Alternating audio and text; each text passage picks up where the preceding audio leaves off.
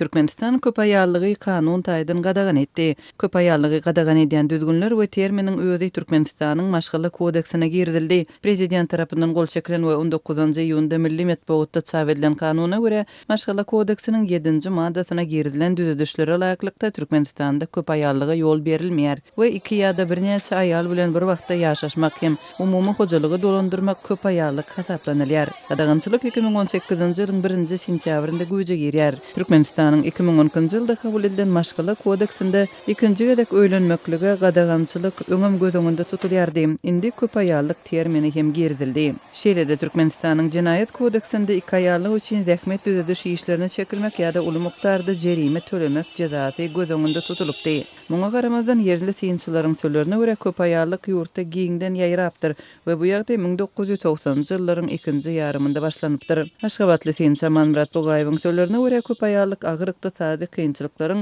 ýyladyň uly böleginiň garyplyga uçramagynyň we şol bir wagtda tüccar baýlaryň gatlagynyň emele gelmeginiň fonunda ýüze çykypdyr. Bu ýagdaýda köp aýallyk belli bir derejede status meselesine hem öwrülip aýallaryň sany erkek adamyň maddi üçinçiligini görkezýän alamatlaryň biri boldy. Köp aýallaryň arasynda wezipä başyndaky resmiler hem duş geldi. Köplenç olýa beýleki resmini işden çetleşdirenlerinde onuň näçe aýalynyň bardygyny hem telewizordan açyk aýdypdylar diýip Manmurat Togaýew belledi. Türkmenistan dünýäwi döwletdir, emma ilatyň uly bölegi musulman. Islam dini 4 aýal almagy ruhsat berýär. Emma Manmurat Togaýewiň sözlerine görä Türkmenistanda köp aýallyk meselesinde islam düzgünleri köplenç birnäçe aýally bolmagy kanunlaşdyrma urundaky gurallaryň biri hökmünde ulanyldy. Birden artyk maşgalaly bolmak islam diýip desturlaryna laýyklykda nikah esasında düzgünleşdirildi. Kanuna laýyk resmileşdirilmedi kişiýeli gatnaşyklar bolsa soňra aýallaryň we çağalaryň hukuksyz galmagyna hem kanun taýdan goraksızlygyna ýol açdy. Geçmişde ýurdun ýolbaşçylary köp aýallygy kanunlaşdyrmak meselesini gozgapdy.